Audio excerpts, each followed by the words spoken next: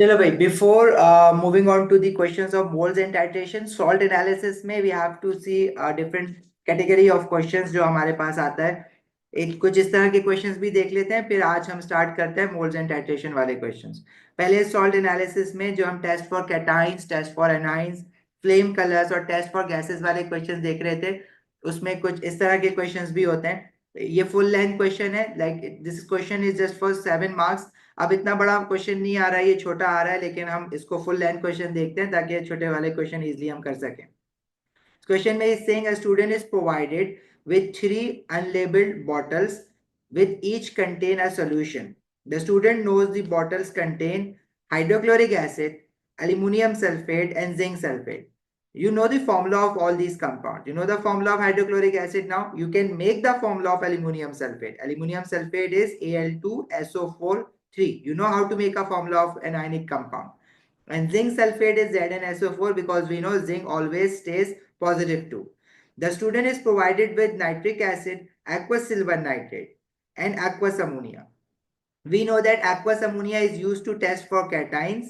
Silver nitrate is used to test for anions, and specifically which anions we use to test for silver nitrate with silver nitrate: chloride ion, bromide ion, and iodide ion, right? But no other chemicals or indicators were given. For each of the three unlabeled bottles, describe a test and give the observations to identify the contents of the bottle. You must describe the tests that give positive results to identify the contents of each bottle. It must be clear in your answer. Positive result means if you identify any cation, तो उसकी क्या observation आती है, वो उसका positive result कहलाता है. On behalf of what observations you are saying that whether the chloride ion or bromide ion or any other ion is present. It must be clear in your answer which solution is identified by each positive result. Chemical equations are not required. So you are given three bottles. One of these bottles contain hydrochloric acid. You do not know which bottle contains hydrochloric acid. And one of these bottles contain aluminum sulfate and the third bottle contains zinc sulfate. हमें नहीं पता कि कौन सी bottle में कौन सा solution है, वही तो हमें आइडेंटिफाई करना है। और उसको आइडेंटिफाई करने के लिए you have to write everything from top to bottom, मतलब आपने सब कुछ खुद से ही लिखना है। तो जैसे अगर मैं आपसे कहता हूं we have to identify hydrochloric acid, अब कुछ स्टूडेंट इसमें कहेंगे कि लिटमस पेपर डाल लें। अब लिटमस पेपर डालने के लिए अब आपको उसने लिटमस पेपर दिया ही नहीं है ना, आपको उसने कह दिया कि कोई भी इंडिकेटर नहीं दिया हुआ, सिर्फ ये these three chemicals are given. अब इनमें से जिस बॉटल में हाइड्रोक्लोरिक एसिड होगा, हाइड्रोक्लोरिक एसिड एक्वस फॉर्म में, डाइल्यूट है ना एक्वस फॉर्म में, तो it means chloride ions must also be in the aqueous form because HCl is a strong acid. It always ionizes to give H positive ion and chloride ion. So this solution must have aqueous chloride ions. तो आप chloride ion का test लगा रहे हैं in order to test for hydrochloric acid. In order to test for aluminum sulfate, you can use the test for aluminum ion as well as the sulfate ion. But sulfate ion का test आप कर ही नहीं सकते क्योंकि sulfate ion का test करने के लिए you need barium nitrate. Barium nitrate आपके पास अवेलेबल नहीं है, ठीक है? तो एल्यूमिनियम आयन को आप टेस्ट कर सकते हैं by using test for cations, और उसके लिए आप एक्वस अमोनिया यूज करेंगे। सिमिलरली जिंक आयन को आप टेस्ट कर सकते हैं बाय यूजिंग एक्वस अमोनिया, ठीक है? उमर, आपको याद नहीं रखना कि कौन सा एसिड स्ट्रांग है कौन सा वीक है, but particularly for hydrochloric acid I would recommend कि आपको पता होना चाहिए, अदरवाइज जरूरत नहीं है। ठीक है, आप लोगों के जो क्वेश्चंस हैं रिगार्डिंग क्वेश्चंस, मुनज्जा ये डाटा आपकी जो एटीपी की बुक है उसमें से है, पास पेपर जो कंपाइल हुए हैं। अच्छा, नाइट्रिक एसिड किस काम के लिए यूज होता है वो मैं आपको बता देता हूँ। आपको अगर टेस्ट फॉर आइंस का टेबल आपके सामने अभी है, वैसे होना चाहिए, लेट मी शो यू।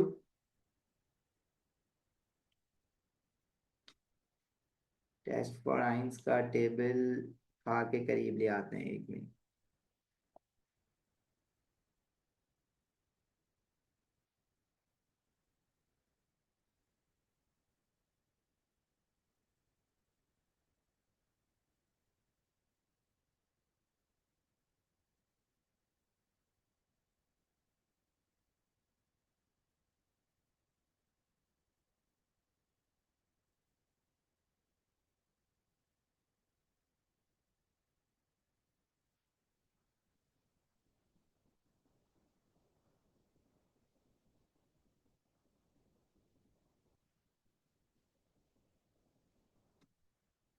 देखो, हमें क्लोराइड आयन टेस्ट करना है, हाइड्रोक्लोरिक एसिड में क्लोराइड आयन है, तो अगर क्लोराइड आयन के लिए रिजल्ट पॉजिटिव आ जाएगा तो इट मींस HCl प्रेजेंट है उस बॉटल में। In order to test for chloride ion you need dilute nitric acid as well, यहाँ पे चार dilute nitric acid, and then you add aqua silver nitrate. If you get white PPT, जिस bottle के sample में से white PPT मिलेगा उसमें मतलब क्लोराइड आयन है, राइट। तो इसके लिए अब हम क्या करेंगे, किस तरह से लिखेंगे इस टेस्ट को। देखो, आपके पास जो बॉटल्स हैं आप उसमें से डिफरेंट सैंपल्स निकाल सकते हैं। अभी इसमें हमें बार बार टेस्ट नहीं करना है एक ही बॉटल पे, लेकिन कभी किसी वजह से अगर टेस्ट हमारा खराब हो जाता है या हम गलती से कोई और रीजन डाल देते हैं, तो आप ऐसा नहीं करेंगे कि पूरी बॉटल में जाके अपने टेस्टिंग स्टार्ट कर दें। जब भी आप ब्लड टेस्ट करवाते हैं तो आपकी पूरी बॉडी का ब्लड तो नहीं निकालते हैं ना, उसमें से एक सैंपल लेते हैं और उस पर टेस्टिंग करते हैं। इसी तरह से यहाँ पर भी from every bottle you have to take up particular amount of sample. जैसे हम टेस्ट ट्यूब में सैंपल रख रहे थे 1 सेंटीमीटर डेप्थ का, उस पर टेस्टिंग कर रहे थे, तो इसी तरह यहाँ पे भी हम क्या करेंगे, take a small sample, take a small amount of sample from each bottle into 3 different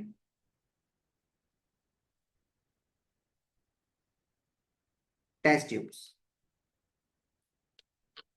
Okay, to the first test tube, like if you have to like check for chloride ion, तो आपको क्या पता, अगर आपने पहली बोतल से निकाला उसमें क्लोराइड HCl नहीं था, उसमें एल्यूमिनियम सल्फेट था, आपने उस पर क्लोराइड आयन का टेस्ट कर दिया तो वो तो नेगेटिव आएगा, उसमें नो चेंज आएगा। तो आपने इन तीनों टेस्ट ट्यूब को बारी बारी सारे टेस्ट परफॉर्म करने हैं। In order to check for chloride ion you have to test for chloride ion on all the samples. उसमें से किसी एक में आ जाएगा, क्या पता वो पहले में आ जाए, क्या पता वो थर्ड वाले में आए, करना तो पूरे पड़ेंगे ना आपको तीनों। ठीक है, फिर आपने क्या करना है, to the first, in order to check for chloride ion, तो आप इसकी इस तरह से हेडिंग डाल सकते हैं,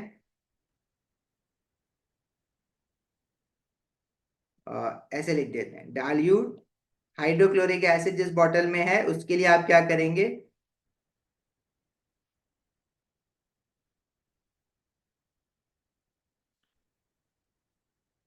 to each test tube add aqueous dilute nitric acid, then add aqueous silver nitrate.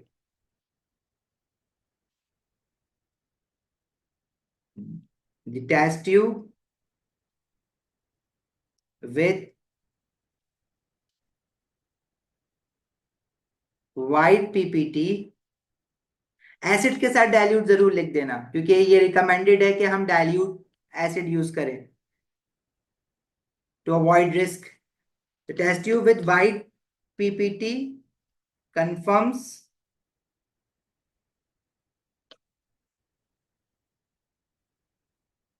the presence of chloride ion, hence hydrochloric acid.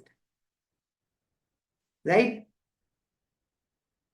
Now for second test, you have to now test. Now you have identified which bottle contains hydrochloric acid. आपने जो 3 test tube भरी हैं आपको पता होगा कौन सी bottle से निकाला है आपने. Now you are left with 2 bottles to identify. So now you have to just fill in 2 more test tubes from the remaining 2 bottles, which one of them may contain aluminum ion and the other may contain zinc ion. तो aluminium sulphate के लिए आप क्या करेंगे, to test for aqueous aluminium sulphate. अच्छा, इसमें आप sulphate ion का टेस्ट नहीं कर सकते, अदरवाइज सल्फेट आयन का भी तो टेस्ट आपको पता है ना, you have to add silver nit sorry you have to add nitric acid, then you have to add barium nitrate. In order to test for sulfate ion, you have to add nitric acid and barium nitrate, but you are not provided with the barium nitrate solution. तो barium nitrate आपके पास है ही नहीं test करने के लिए अभी।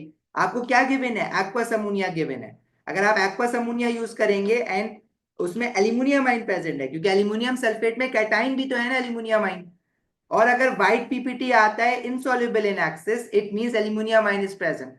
Or but if sample contains white ppt soluble in excess giving a colorless solution, this means zinc 2 positive ion is present. तो आप इन दोनों के अलग अलग टेस्ट लिख दें। एल्यूमिनियम सल्फेट के लिए आप क्या करेंगे? Add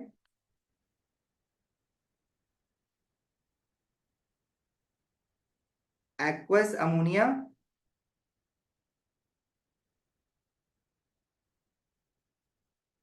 to 2 samples from remaining bottles.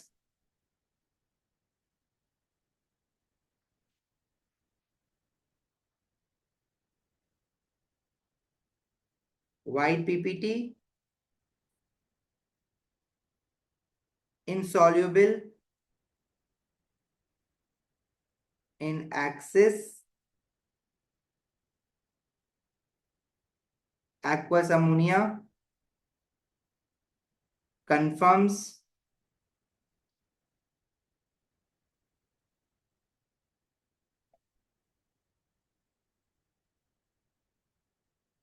aluminum sulfate. Then you have to write the test for zinc sulfate as well. अब जिंक सल्फेट में again you can not test for sulphate ions, you have to test for zinc ions. But इसका test लिखेंगे हम जरूर, otherwise इसके भी marks हैं। Otherwise you know के जो रिमेनिंग बॉटल रह गई है that has to contain zinc sulphate, तो you just have to make sure कि वाकई में इसमें जिंक सल्फेट है। अब सल्फेट आयन का तो हम टेस्ट कर नहीं रहे, हम क्या करेंगे? To the remaining bottle, last remaining bottle sample,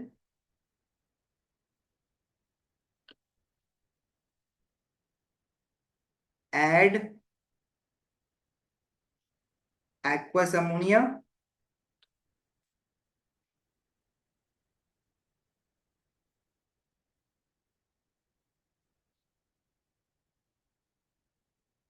white ppt forms white ppt soluble in excess giving a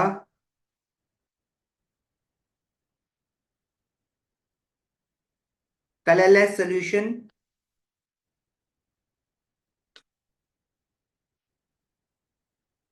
confirms zinc sulfate।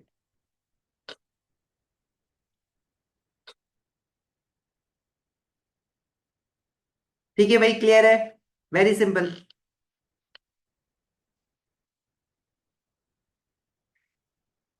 और देखें कुछ ऐसे questions.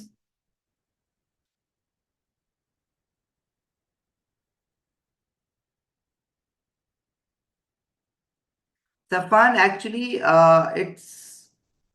I do not have a very discrete answer for that. When you have to use aqueous ammonia or when we have to use aqueous sodium hydroxide, mostly in the question he tells him himself कि कौन सा use करना है।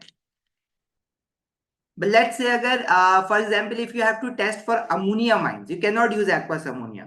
But if you have to test for aluminum and zinc ions, you cannot use aqueous sodium hydroxide because aqueous sodium hydroxide gives the same observation with both aluminum and zinc ions. So you cannot say for sure कि aluminum ion present है या zinc ions present है।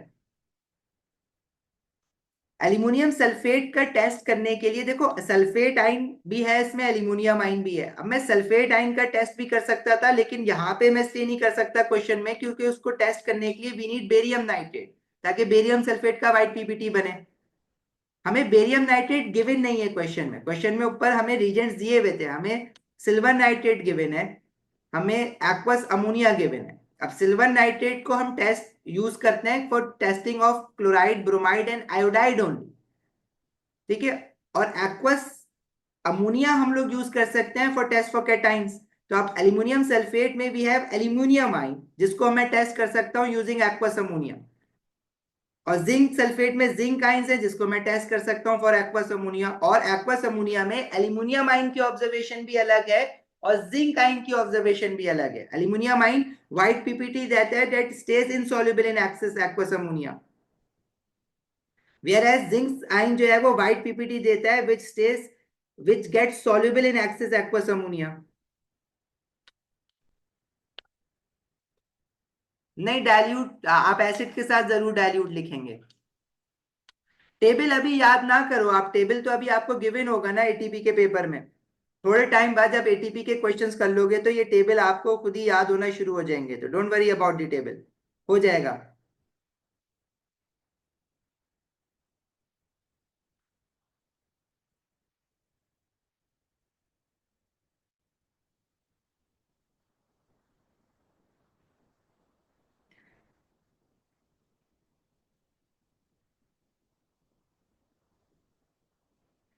अच्छा, ये कुछ question इस तरह के सॉल्ट एनालिसिस के हम प्लानिंग वाले पार्ट में भी करेंगे। अदरवाइज कुछ अब जो 20 जो पैटर्न चेंज होने के बाद जो क्वेश्चंस है ना, उसमें से आई एम एक्सपेक्टिंग कि आप होमवर्क में कुछ करें। ये वाला एक क्वेश्चन हम थोड़ा सा जल्दी से और देख लेते हैं।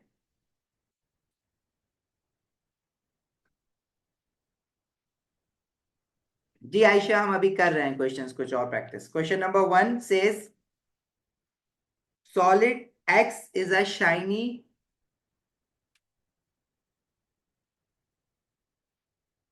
एक मिनट।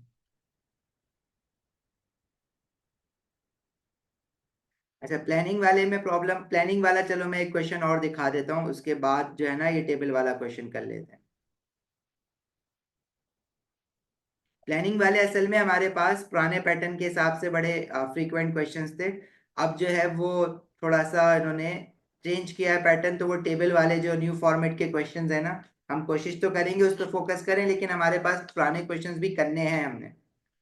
अब जैसे इस क्वेश्चन में, this question is part B for this question 8। Question 8 का टेबल वाला क्वेश्चन तो इज वेरी इजी, हमने ट्राई किया वो भी है लास्ट टाइम पे।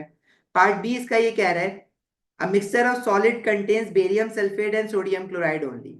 Barium sulfate is insoluble in water, sodium chloride is soluble in water.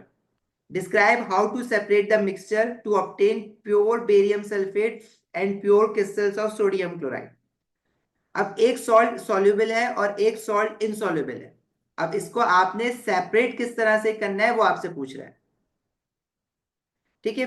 अच्छा जी, अब आपने सिंपल इसमें कुछ भी नहीं करना, you have to just this mixture of barium sulphate and sodium chloride आप वाटर में डिसॉल्व करेंगे। Make sure you dissolve it into a distilled water, और डिसॉल्व करने के बाद आप फिल्ट्रेशन करके बेरियम सल्फेट को सेपरेट कर लेंगे, क्योंकि बेरियम सल्फेट जो है वो एक इनसॉल्युबल सॉल्ट है, वो तो डिसॉल्व होगा नहीं, लेकिन सोडियम क्लोराइड जो है वो वाटर में डिसॉल्व हो जाएगा। तो barium sulphate will be left in solid particle, sodium chloride जो है वो एक्वस फॉर्म है, वो डिसॉल्व हो गया है।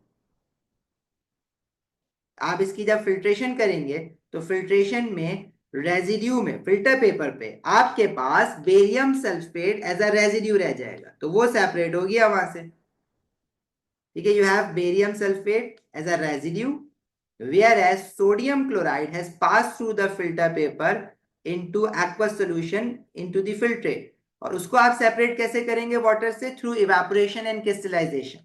तो वो जो आपने पेपर 2 के लिए क्वेश्चंस किए थे, बिल्कुल उसी तरह से आप इसका आंसर भी लिखेंगे।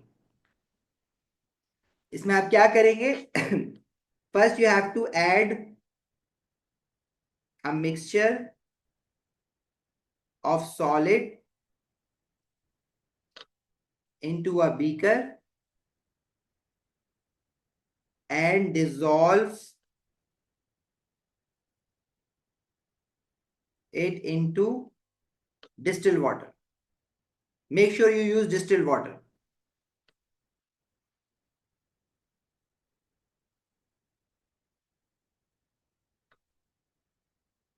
And do not forget to stir the mixture well. Sometimes you can also write stirring करेंगे, sometimes you can also write heat भी कर सकते हैं थोड़ा। Stir the mixture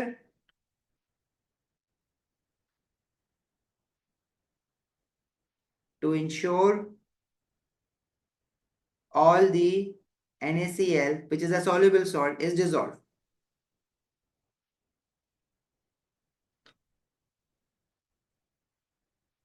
Then you have to filter the solution.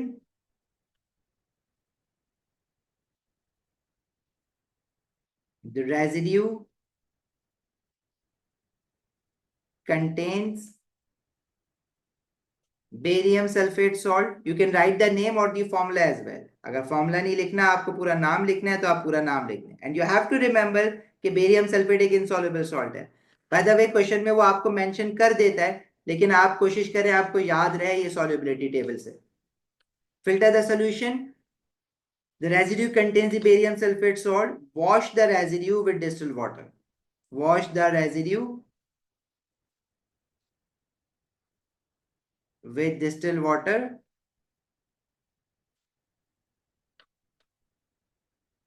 and dry it in oven. The next step is you have to separate sodium chloride from the aqueous solution जो कि filtrate में है. Now heat the filtrate. ये सारे steps हमने practice करे हैं paper 2 के लिए भी. Heat the filtrate in a evaporating dish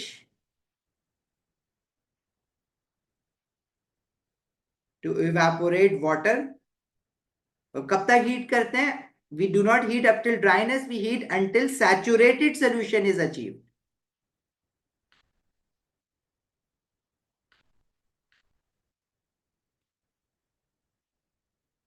And then leave the solution to cool for crystallization, and then wash the crystals with, as it is a soluble salt, so you can either wash it with cold distilled water or you can also wash it with organic solvent. I prefer using organic solvent. And then dry it in oven. You have different ways to dry it. Okay, we have already discussed that in very cold distil water. इसलिए ताकि soluble salt है तो वो dissolve नहीं होगा उतना easily. Otherwise if you just keep washing it with distil water तो वो डिसॉल्व हो जाएगा ना. Otherwise he accepts writing distil water as well, but just use your mind ना कि दोबारा डिसॉल्व हो जाएगा. ऑर्गेनिक सॉल्वेंट जैसे कि ईथर होता है, कोई अल्कोहल होता है, उसमें सॉल्ट डिसॉल्व नहीं होता, इसलिए हम ऑर्गेनिक सॉल्वेंट को यूज कर रहे हैं. बेरियम सल्फेट को हम डिस्टिल वाटर से वॉश करेंगे क्योंकि इनसॉल्युबल सॉल्ट है. हम सब मेमोराइज तो कुछ नहीं करना आपने इसमें. ये स्टेप्स आपको ऑफ कोर्स मेमोराइज रखने हैं. ये हमने पेपर 2 के लिए बहुत एक्सटेंसिवली पढ़े हैं already. Okay, let's try this question. ठीक है, solid x is a shiny grey metal. अब जितने भी मेटल्स होते हैं ना उनका कलर शाइनी ग्रे ही होता है. There are some transition metals जिनका कलर जो है वो डिफरेंट कलर्स होते हैं. लाइक आयरन का भी ग्रे कलर होता है. कॉपर का कलर जो है ना वो वैसे तो हम कॉपर डेली लाइफ में तो कॉपर ही कहते हैं, लेकिन केमिस्ट्री में हम उसको पिंक या ब्राउन कलर का कहते हैं. ठीक है, but most of the metals they are shiny grey in colour. उनके कंपाउंड्स की बात नहीं कर रहा हूं, मेटल प्योर मेटल्स की बात कर रहा हूं. They are usually shiny grey in colour. The test the student does on X are shown in table 3.1. Some of the observations for these tests are also shown. Test on solid X axis, dilute acid to X in a test tube. The gas produced is tested. Solid disappears, solution remains colorless and become warmer.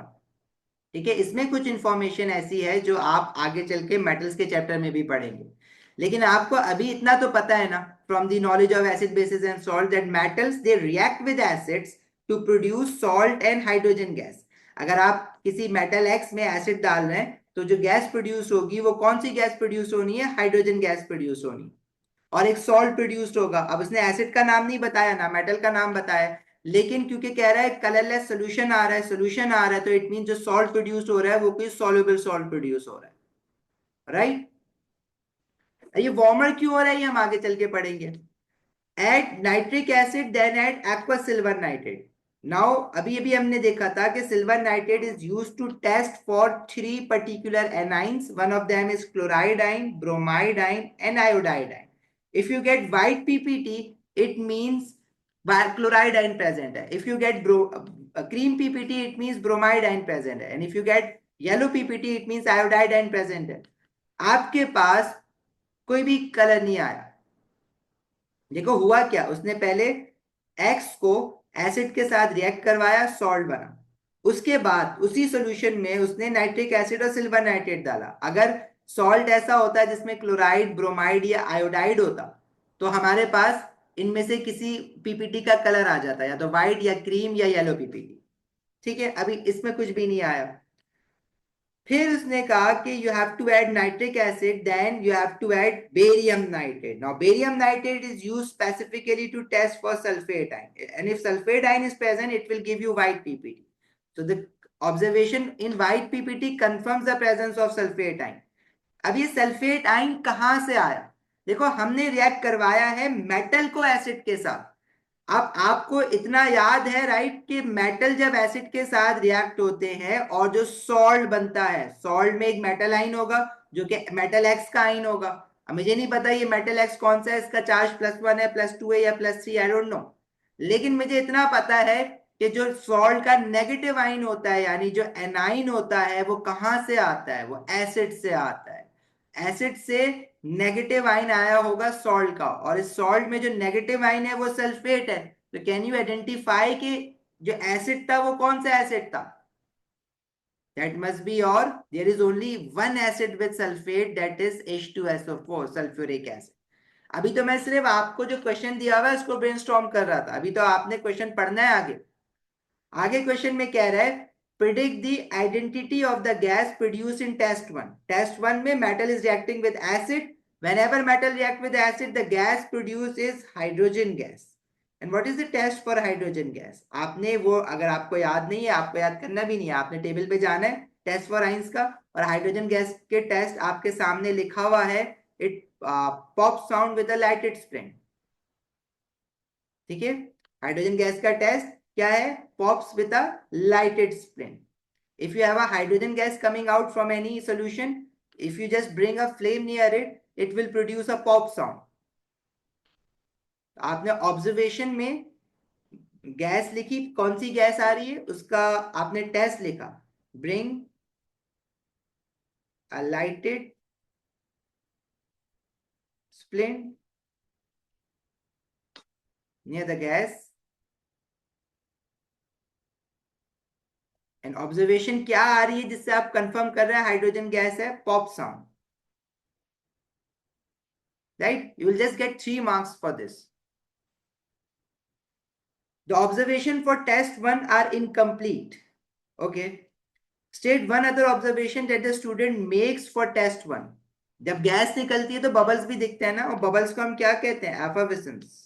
अब bubbles या fizzing भी लिख सकते हैं, but usually एफर्विसेंस का word prefer किया जाता है. आपके टेस्ट में भी जो test for carbon dioxide gas है, कार्बोनेट का, जिसमें कार्बन डाइऑक्साइड गैस निकल रही है, तो उसमें भी एफर्विसेंस लिखा हुआ है. आप फिजिंग भी लिख सकते हैं इसकी जगह पे, अगर आप एफर्विसेंस नहीं लिख पा रहे for some reason. Otherwise test for ions का टेबल गिवन है, कॉपी पेस्ट करना है वर्ड एफर्विसेंस का. यस वाली लाइटनिंग भी लिख सकते हैं, but burning, bring a flame near it, वो भी एक ही बात है, कुछ भी लिख दो. State the conclusion you can make from test 2. Test 2 is basically used for halide ions. अब क्लोराइड, ब्रोमाइड, आयोडाइड तीनों ही नहीं है, मतलब कोई ऑब्जर्वेशन ही नहीं आ रही ना, मतलब ना व्हाइट पीपीटी, ना क्रीम पीपीटी, ना yellow PPT. It means no halide ion is present. Halide ion हम किसको कहते हैं? जो ग्रुप 7 के आयन्स होते हैं. ये प्रोडक्ट टेबल में आगे पढ़ोगे. हैलोजेंस हम ग्रुप 7 के एलिमेंट्स को कहते हैं. ठीक है, like fluorine, chlorine, bromine, iodine. लेकिन इनके जो आइंस होते हैं, like fluoride, chloride, bromide, iodide, इनके आइंस को हम हेलाइड आइन कहते हैं. अगर आपके जहन में हेलाइड का वर्ड नहीं आ रहा, तो आप ये भी लिख सकते हैं कि नो क्लोराइड, ब्रोमाइड और आयोडाइड इज प्रेजेंट. ठीक है, परेशान नहीं होना, ये भी लिख सकते हो. State the conclusion you can make from test 3. Test 3 confirms the presence of sulfate ion. You just have to write sulfate ion is present. Now part 5 says identify the acid you use in test 1. हमने सब कुछ already brainstorm कर लिया हुआ है. The acid that we are using is sulfuric acid. You can write the name as well as the formula because question में specifically कुछ कहा हुआ तो नहीं है. Sometimes he asks you to write the name of a compound. तो फिर आप formula लिखेंगे तो marks नहीं मिलेंगे, फिर आपको name ही लिखना पड़ेगा. There is a effervescence in test pan because hydrogen gas is being produced. Effervescence is not just for carbon dioxide. Effervescence या bubbling is for any gas that is being produced in a solution. Umar. Suggest the identity of metal X. Yes. How would you identify metal X? Metal X क्या होगा? अब यहां से sulphate आइन तो sulphuric acid से आया. अब मेटल एक्स कोई ऐसा मेटल होना चाहिए जिसका सॉल्ट सल्फेट के साथ सॉल्युबल बने. ठीक है. और ग्रे मेटल्स हमारे पास, मैं आपसे कह रहा हूं कि सारे ग्रुप के मेटल्स ग्रे मेटल हो, तो आप तो कोई भी मेटल ले सकते हैं. शाइनी ग्रे मेटल तो बहुत सारे हो सकते हैं. लेकिन आप अभी आगे मेटल्स के चैप्टर में एक चीज पढ़ेंगे, not all the metals they react with dilute acids. आप कुछ मेटल्स पढ़ेंगे, जैसे ज़ाहरा ने कहा सोडियम, तो why we can not take sodium. आप मेटल्स के चैप्टर में पढ़ेंगे the reaction of sodium metal with acid और any aqueous solution is a explosive reaction. Acid उड़ के बाहर निकलेगा.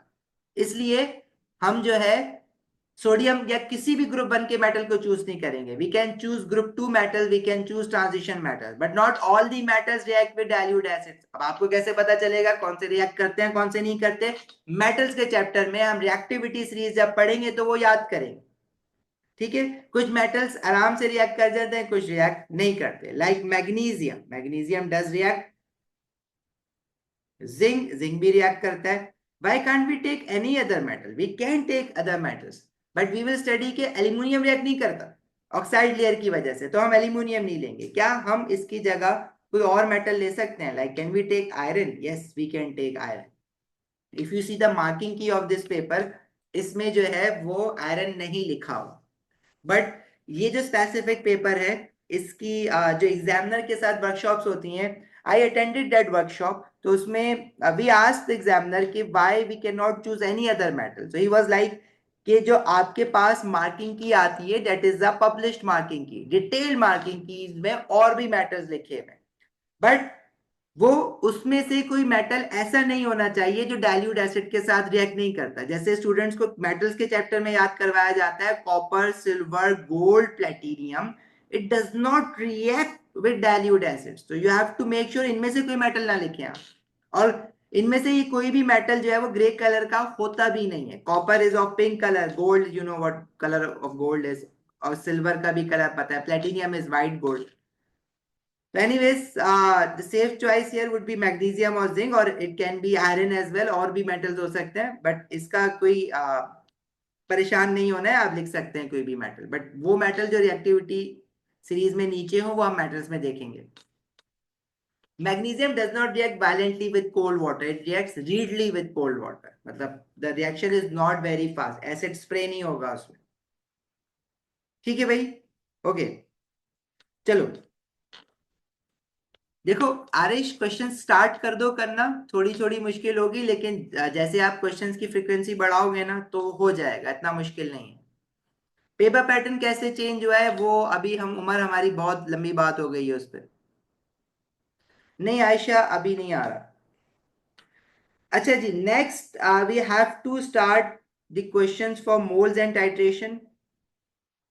But in order to complete the question for moles and titration, we need 1 good hour. अब हमारे पास time इतना नहीं है, लेकिन हम क्वेश्चन स्टार्ट कर देंगे. हम उसको कंप्लीशन तक नहीं लेके जा पाएंगे, लेकिन जितना हमारे पास टाइम है हम उस क्वेश्चन को करेंगे.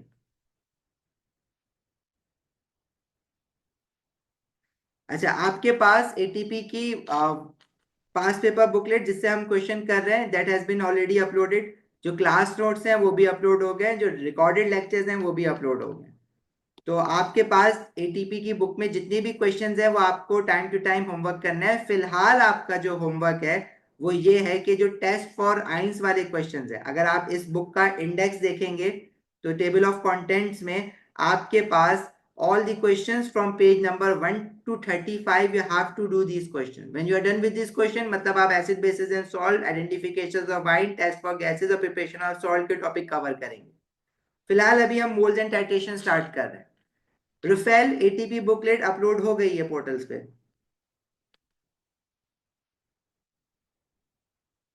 हाँ, moles and titration is one of the most difficult topics considered widely. तो बहुत खतरनाक सी चीज हम करने जा रहे हैं. बस दुआ करो सही सलामत रहे सब कुछ. अली जी नहीं, अभी मिड टर्म में नहीं आएगा ये. एटीपी नहीं आ रहा अभी मिड टर्म में. तो अभी आप फिलहाल जितना एसिड बेसिस में हम पढ़ेंगे वो फोकस करना है. चलो भाई, starting from question 1 for moles and titration. देखो क्वेश्चन आपका काफी लेंदी होता है इसका, और शुरू में मुश्किल लगेगा, बहुत मुश्किल लगेगा. बिस्मिल्लाह करते हैं. लेकिन जितना अभी होगा हम करेंगे. क्लास का टाइम हमारा खत्म हो जाएगा, क्वेश्चन पूरा नहीं होगा. तो आपने नेक्स्ट क्लास में, मैं आपको एक रिमाइंडर भी दे दूंगा. अगर मैं ना भी दे सकूं तो आपने ये बात याद रखनी है कि बिफोर ट्यूसडे मेक श्योर कि आप इसकी क्लास का रिकॉर्डेड लेक्चर रिवाइज करके देख के आए. अच्छा जी, question number 1 says aqueous ammonia is a solution of ammonia gas. A student titrates two samples of aqueous ammonia A and B with 0.5 mole per decimeter cube of hydrochloric acid.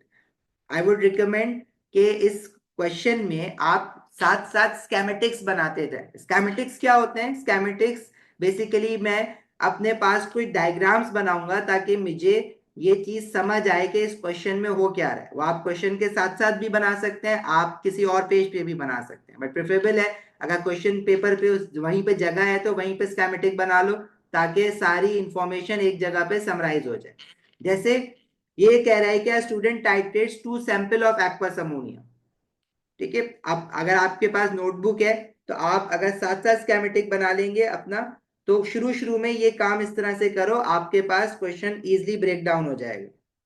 हमारे पास we have two solution of aqueous ammonia. अब ammonia के बारे में आपको ये information दे दी गई है कि ammonia is a basic gas. वैसे अमोनिया के ऊपर एक पूरा चैप्टर भी है, लेकिन इतना अभी आपको पता है कि ammonia is a basic gas. when ammonia gas is dissolved into water it forms aqueous ammonia, and aqueous ammonia is not just ammonia molecule बल्कि ये क्या बना हुआ होता है वाटर के अंदर. It is as present as ammonium hydroxide aqueous form में, जो कि एक अल्कली है. It is a alkali, right. अच्छा, we have two solutions of aqueous ammonia. अब टू सॉल्यूशंस हैं तो इसमें कुछ ना कुछ डिफरेंट होगा, और डिफरेंट क्या हो सकता है? डिफरेंट इनकी कंसंट्रेशन ही हो सकती है, और क्या डिफरेंट होगा? He is saying a student titrates two sample. Titration हमने थोड़ा बहुत देखा था सॉल्ट प्रिपरेशन में. टाइट्रेशन क्या होता है? जब हम एसिड और अल्कली को रिएक्ट करवाते हैं. one of the solution that may be acid or alkali is taken into the conical flask, the other is taken into the burette. ठीक है, अभी हम ब्यूरेट और कॉनिकल फ्लास्क को भी देखते हैं जरा डिटेल में. अब इसमें होता क्या है कि हमने एक्वस अमोनिया लिया, उसको टाइट्रेट करवाया. Titrate is just a chemical reaction between ammonia और एसिड, मतलब अल्कली और एसिड के बीच में रिएक्शन है. टाइट्रेशन और भी दो रिएक्टेंट्स के बीच में हो सकती है, जरूरी नहीं है कि टाइट्रेशन हमेशा एसिड और अल्कली के लिए हो. टाइट्रेशन का सोल पर्पस क्या होता है? We have to ensure that the reactants that we are reacting should finish completely, मतलब उनमें से कोई एक्सेस में ना बचा रहे. हम टाइट्रेशन क्यों करवाते हैं? टाइट्रेशन इसलिए करवाते हैं that both reactants react completely and no reactant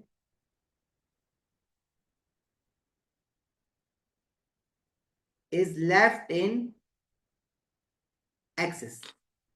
वो हमें कैसे पता चलता है कि रिएक्टेंट एक्सेस में नहीं रहेगा? Because indicator changes the color. Indicator changes color to give us end point of the reaction. At that point you have to stop adding the solution that you are adding from the burette. Titration करवाने के लिए हम जो apparatus use करते हैं, we take a conical flask. ये simple वही है जो हमने सॉल्ट सॉल्युबल सॉल्ट प्रिपरेशन के लिए किया था ना, ग्रुप 1 सॉल्ट्स के लिए। This apparatus is known as conical flask.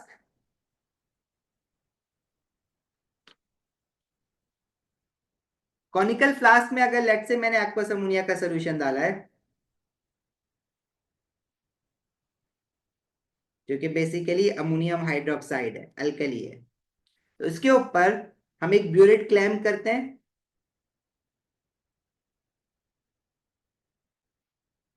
और इस ब्यूरेट में वी टेक, अगर नीचे मैंने अल्कली लिया हुआ है तो उसमें हम एसिड लेंगे, जो कि हाइड्रोक्लोरिक एसिड हम ले रहे हैं। अब before adding acid we add indicator to the conical flask. अब इंडिकेटर जैसे कलर चेंज करेगा, let's say if we have taken thymolphthalein as the indicator in this particular titration, तो थाइमोल फिथलीन का अल्कली में colour होता है blue. अभी flask के अंदर we have only aqueous ammonia is present, so it means the color of this solution would be blue in color। ठीक है, once we start adding acid and we add acid drop wise addition करेंगे, as the indicator changes colour, इसका मतलब होगा कि ammonia सारा का सारा रिएक्ट होकर खत्म हो गया।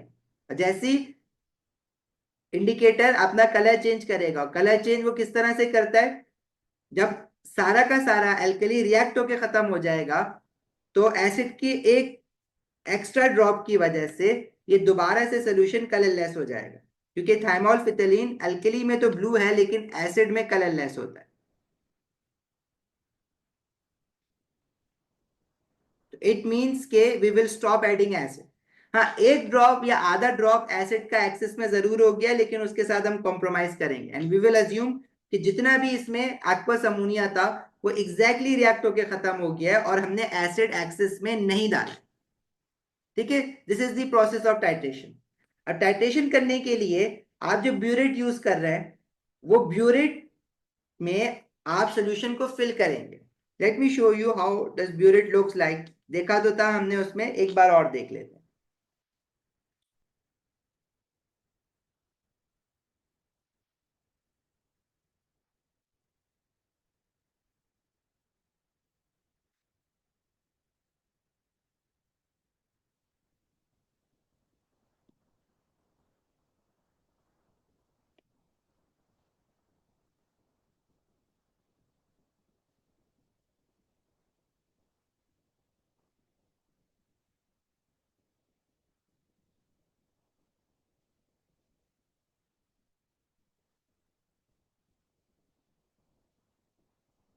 अच्छा, ब्यूरेट इज दिस डिवाइस या apparatus जिसमें नीचे ना टैप लगा हुआ होता है।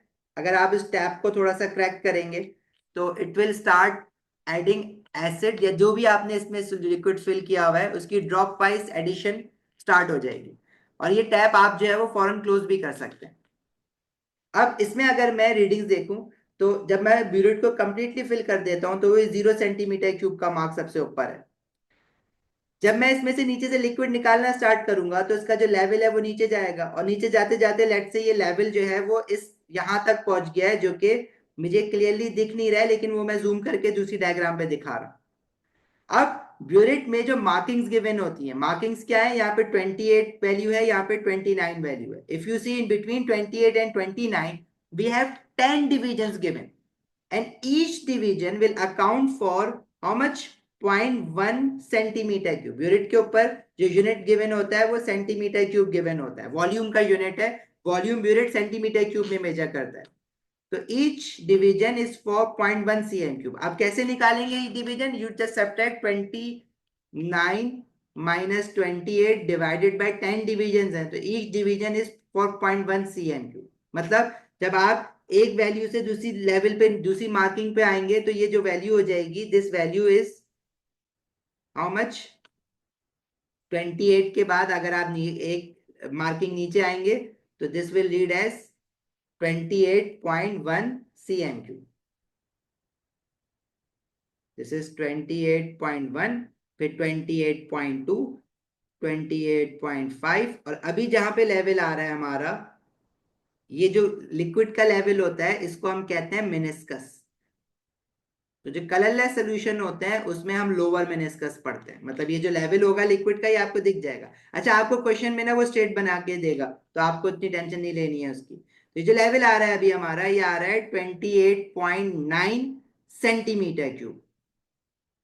ठीक है, हमने डालना कहाँ से स्टार्ट किया होगा? लेट्स से अगर मैंने कंप्लीटली फिल किया हुआ था तो we started adding this liquid from 0 cm³ mark. अब जैसे जैसे वो लिक्विड नीचे से निकलता जाएगा, लेवल नीचे आता जाएगा। जैसे जैसे लेवल नीचे आएगा, रीडिंग जो है वो डाउनवर्ड इंक्रीज होती है, इसमें अपवर्ड इंक्रीज नहीं होती। आपको वो लेवल पढ़ने के लिए कहता है, आप 29 से ऊपर पढ़ना शुरू कर देते हो, 29.2 कह देते हो इस लेवल को, नहीं, ये ऊपर से नीचे पढ़ेंगे इसको। 28 से वैल्यू आगे बढ़ रही है और यहां तक पहुंचते पहुंचते 28.9 हुई है। तो जो फाइनल रीडिंग है इसकी वो 28.9 है। इनिशियल रीडिंग अगर हमने 0 cm³ से स्टार्ट किया था तो वो 0 cm³ थी। तो वॉल्यूम ऐड कितना हो गया, इन दोनों को सब्ट्रैक्ट करेंगे तो वॉल्यूम एडेड आ जाता है। तो that's how we use burette. अब ब्यूरेट में हमारे पास कंट्रोल होता है कि हम ड्रॉप वाइज एडिशन कर सकते हैं। ऐसा नहीं है कि बस बहुत सारा एक साथ डल जाएगा। जब हमें लगेगा कि एंड पॉइंट आने वाला है तो we can just slowly add drop by drop of any acid और alkali. If you are adding acid from the burette तो आप ड्रॉप बाय ड्रॉप ऐड करा के देख सकते हैं कि कलर चेंज तो नहीं हुआ, कलर चेंज तो नहीं हुआ। जैसे कलर चेंज हो जाएगा फिर आप ब्यूरेट बंद कर देंगे, आप नेक्स्ट ड्रॉप डालेंगे नहीं उसमें। सही है भाई, तो ये है हमारा टाइट्रेशन का प्रोसेस। अब इसमें इसने क्या करा हुआ है?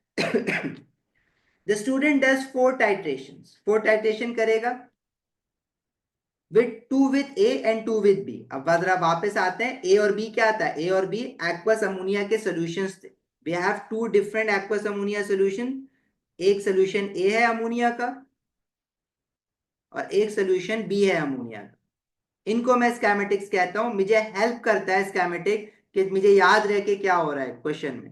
और उसके ऊपर दोनों के ऊपर ब्यूरेट लगाया हुआ है। ब्यूरेट के अंदर हमने सेम एसिड लिया हुआ है, hydrochloric acid of same concentration.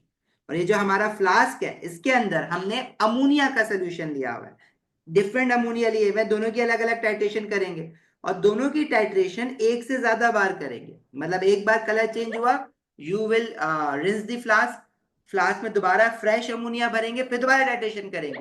और उसका रीजन ये होता है क्योंकि देर इज अ पॉसिबिलिटी कि आप फर्स्ट टाइट्रेशन में कोई मिस्टेक कर दें, कि ह्यूमन एरर कर दें, ब्यूरेट पढ़ने में पैरेलैक्स एरर कर दें या कुछ भी। ठीक है, आप इन ऑर्डर टू इंश्योर कि आपने कोई ह्यूमन एरर नहीं किया है, you will repeat the titration with the same liquids. मतलब फ्रेश सैंपल लेके सेम लिक्विड के साथ दोबारा टाइट्रेशन करेंगे। मोस्टली हम टाइट्रेशन 3 to 4 टाइम्स करते हैं because we do not trust our self, हम कोई ना कोई गलती करते हैं। अब जब हमारे पास 3 to 4 रीडिंग्स होती हैं उनको हम कंपेयर करते हैं, क्या वो एक दूसरे के क्लोज क्लोज हैं? अगर वो एक दूसरे से क्लोज क्लोज नहीं है, 2 readings are closer to each other, 1 reading बहुत दूर है उनसे, इसका मतलब है उस थर्ड रीडिंग में चांसेस हैं कि उस थर्ड रीडिंग में हमने गलती की है। तो जो रीडिंग्स हमारे पास क्लोज क्लोज हैं उनका हम एवरेज वैल्यू लेके फिर आगे यूज करेंगे। So first he is saying we have to perform 2 titration with A and 2 more titration with B. Step 1 is rinses and fills a burette with 0.5 mole per decimeter cube of hydrochloric acid. Rinses means to wash the burette. For example, अगर आपसे पहले कोई और experiment करके गया है किसी और रिएक्टेंट्स के साथ, तो आपने ब्यूरेट को वॉश करना है। अच्छा, ब्यूरेट को और हमारे पास एक और अपैरेटस होता है जो कि फिक्स्ड वॉल्यूम मेजर करने के लिए यूज होता है। लेट्स से ब्यूरेट जो है ना वो वेरिएबल वॉल्यूम मेजर करने के लिए यूज हो रहा है।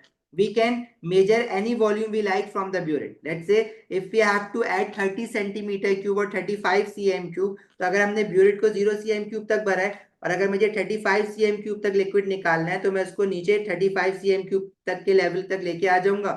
इट मीन मैंने 35 cm क्यूब ऐड करवा दिया।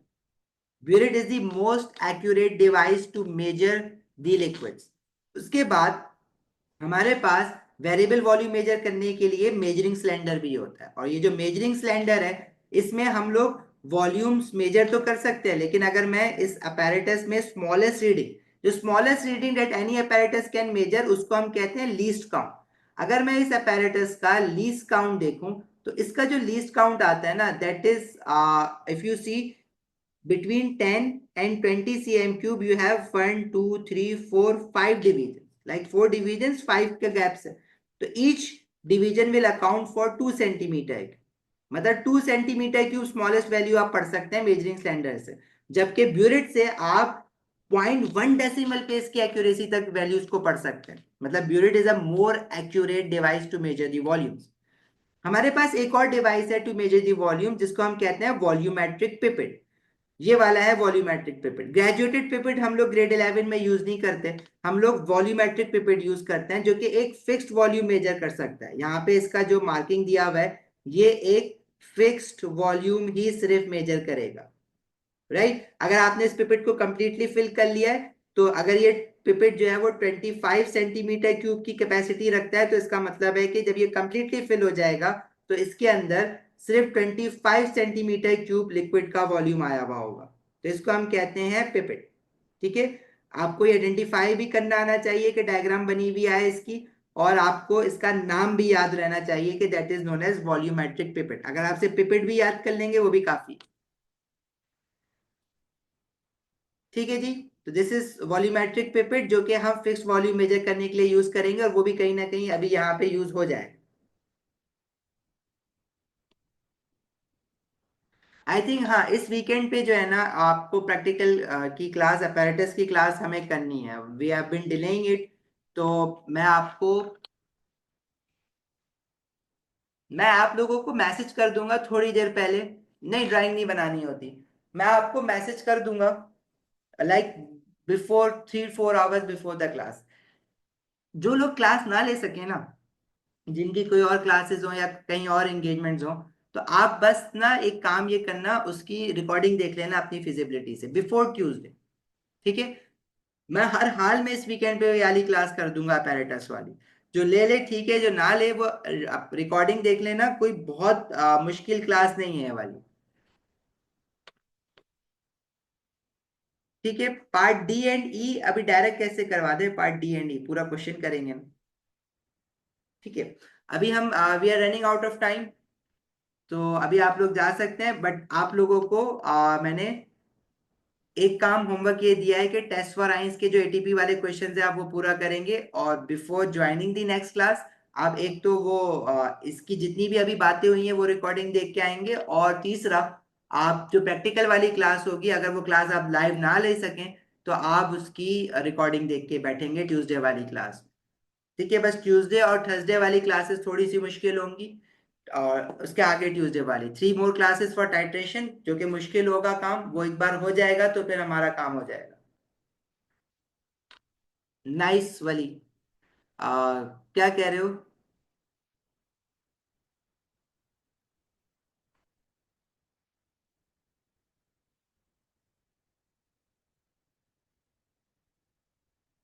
ठीक है जी, जा सकते हैं अभी आप लोग। अल्लाह हाफिज।